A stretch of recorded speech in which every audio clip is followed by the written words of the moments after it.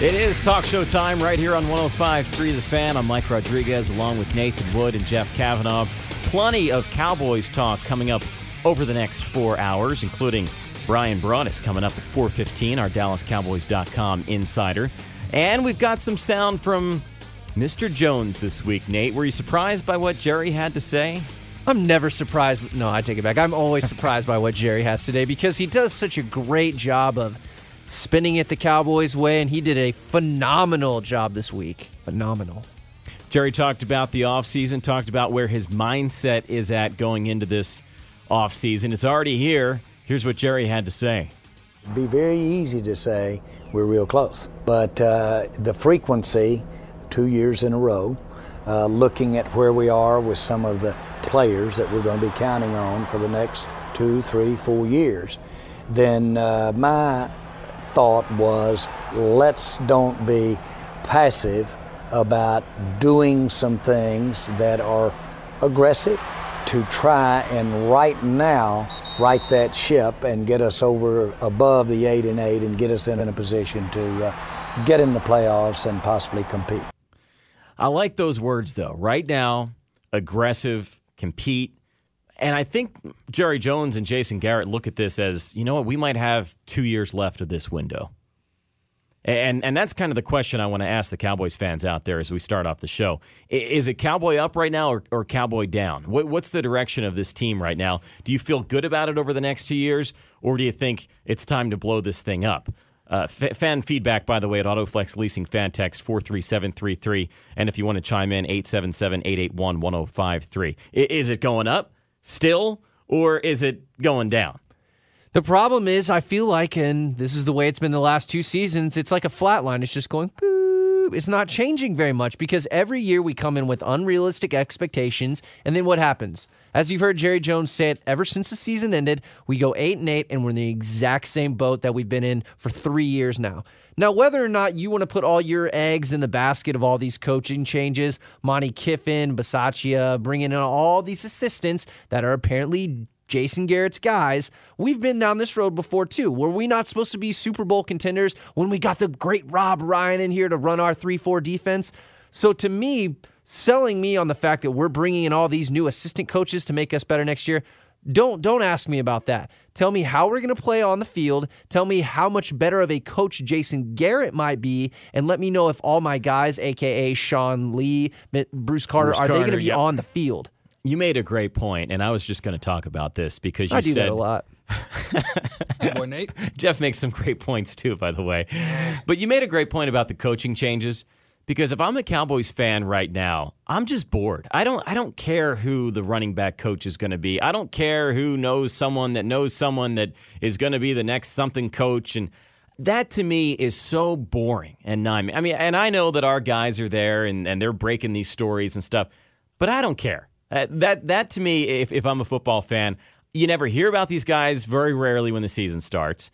You don't care who the linebacker coach is. I don't know who Gary Brown Brown is. I couldn't tell you. And if ask me how many times since Skip Pete was a Cowboys coach that his name came out of my mouth, maybe twice. Exactly. Maybe.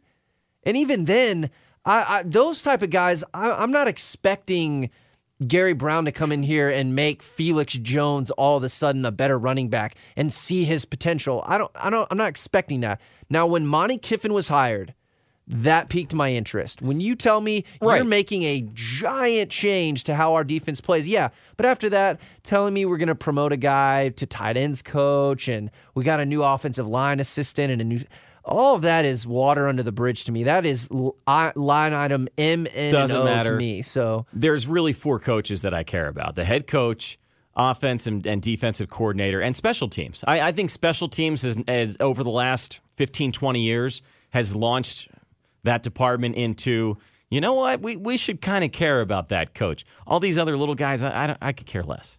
You forgot one, Mike, and it kind of goes along with the OC, but who's calling the plays? Kicking coach. The kick. I still believe that's Chris Boniel. Yeah, good job. Safe. Dan, those 2 yellow things, kick it between those and above the third line.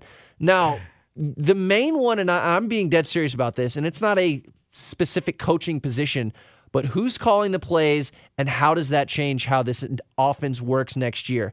That to me is a big deal because if you're asking me what was the biggest problem with the Cowboys last year, Mike, the offensive line sucked. When you have a breakdown up front, everything else goes to crap. And whose job was it to make the offensive line better? Bill Callahan's. Now he's going to have the entire plate of the playbook on his desk now to run during the game. So you're trying to tell me now the offensive line's even going to get better? I don't understand how that works. Well, it was also the general manager's job to put the right I'll give you that. players in place. No, I mean, he could only work with so much. You can't put a bunch of way. JV guys out there and win at the varsity level, so I'll give you that. Jerry Jones also talked about the coaching changes, how they came about, and who was in charge of that direction. Rest assured that Jason Garrett, our head coach, made those changes. He basically sat down and said, here's the kind of coach I want. He did the evaluation. He basically said, Jerry, here's who I want to get. When you go in and redo a coaching staff, certainly at the before expiration stage of their contracts, it's a pretty expensive proposition. But at the sacrifice of not being, in our minds, able to improve, that was trite. When will the Cowboys get over the hump? Because I'm thinking back of a time when I thought the Cowboys got over the hump, and maybe that's something I can pitch to you guys as well. We're leading things off with Cowboys, also going to mix in some Mavericks talk as well. I don't know if you heard about this beard phenomenon. I'm growing mine out. Going you guys on. See? But we've got some Cowboys talk Pretty coming strong. up. Not About really. 11 hairs? Yep. About, what, 15, I'm I look like a 12-year-old hobo is what I look like. And, of course, we want to hear from you guys. Fan text us at 43733.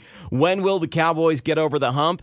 And what do you think about the Mavericks' beards? That's next on 105.3 The Fan.